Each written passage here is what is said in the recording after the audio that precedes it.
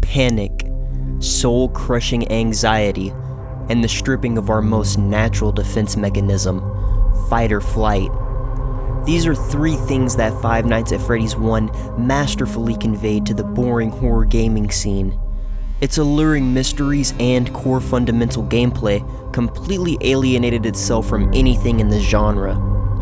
Its completely unprecedented response took the gaming scene by storm. It's no wonder why Hollywood would eventually attempt to capture some of the momentum of this franchise. As a genuine fan of the games, I was unfortunately disappointed in the film in many regards, which I will cover later. However, I think we should firstly look at the original game and what made it so distinguished.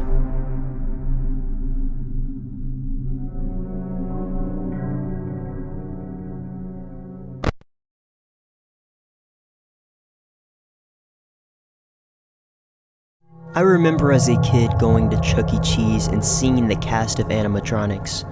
My gut would drop to my stomach every glance. Lifeless, uncanny, and lacking any resemblance to anything remotely human.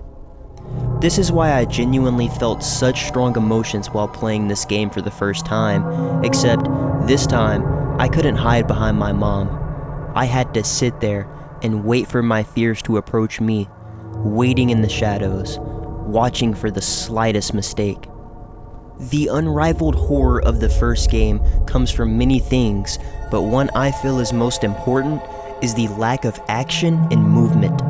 You're just sitting there, acutely aware of even the slightest sound, watching the clock, and there is nothing you can do besides wait for your seemingly inevitable fate.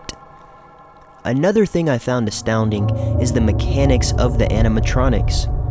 They have set pathways they travel and certain actions they take, like Chica's noises in the kitchen to give you subtle hints how to prevent your impending doom.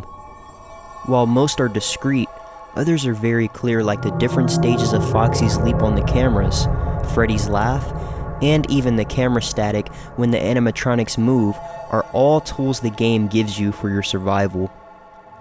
The arguably most important element of the game is time management, with each action you take coming at a cost of risking the power running out before 6 AM and being forcefully stuffed into a Freddy Fazbear suit. The primal fear Fnaf 1 gave me was the freshness I had been desperately searching for with its uniqueness and ambiguous storytelling. There is just something about this game that deeply unsettles me even to this day, in its own realm entirely. Whilst this game has an endless amount of things to unpack that add to its horror, I will keep it short and move on to the shortcomings of its theatrical counterpart, as some elements of the game I have not yet discussed may come up.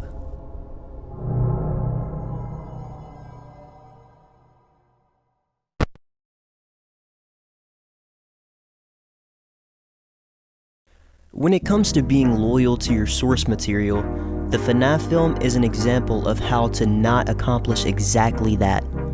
This film has so many glaring issues, but the one that is the most crucial is its distancing from the original game. You may be saying, hey, the animatronics and set are literally the exact same. Well then how the fuck can't we build the same power doors that the game possesses? I mean, it is the only layer of protection you were given in the game. Imagine the suspense with that one change alone, leaving our night guard, Josh Hutcherson, I think that's enough of that. with no route to defend himself if the power shuts off and the doors can't close. I mean, you literally learn how to design a moving door in the Minecraft Redstone tutorial book. All you need is sticky pistons, redstone, and a torch for God's sake. They spent millions of dollars on this film just to throw out all of the other mechanics of the game. I mean, Foxy just walks around like a zombie, never progressing more and more out of his cove as the night progresses. And that's another thing. The entire night progression system is completely eradicated in this film. Now the levels of aggression the animatronics have are completely determined by the pictures that kids drew on the wall. Your daughter. My daughter has a father who loves her, who is always around, who encourages her to be herself. All right, the worst thing that has ever happened to her is one time she moved into a house where a family was killed. She found out about the murders, all right? So she felt sorry for the little girl, so she painted a picture. There is not one similarity except the characters and the set. That's what apparently displayed that this is a Five Nights at Freddy's movie. The lore of the original games being shrouded in utter mystery was an alluring attraction to keep our interest invested. There is none of that here. We get all of the exposition we need to know from a random cop lady. Why the hell does she even need to exist in this story? She is only there to explain all of the lore, and it sucks all of the mystery out of the movie. Do you think fans that come up with the most complex theories about the lore aren't smart enough to pick up on the fact that the animatronics are possessed by dead kids? Where is the mystery? And the same goes for William Afton. We knew absolutely nothing about the purple guy in Fnaf 1, but he's actually in this movie?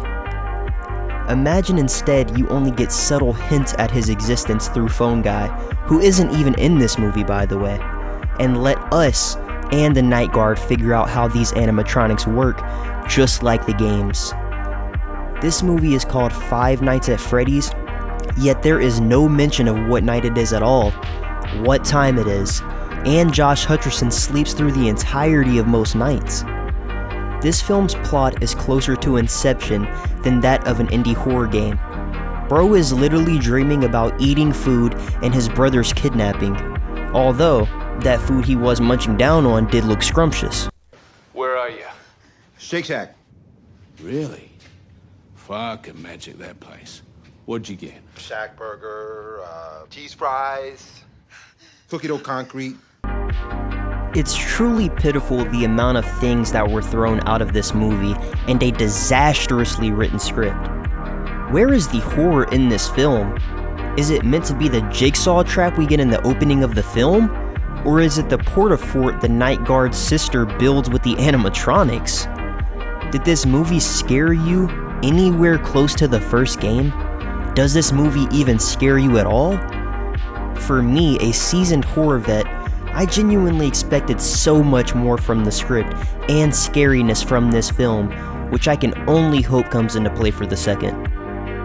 I mean, are we really gonna continue this dumbass plot with a dead kid's picture on the wall? This franchise deserves so much more than the product we received, and the fan base is craving the lost potential this film had.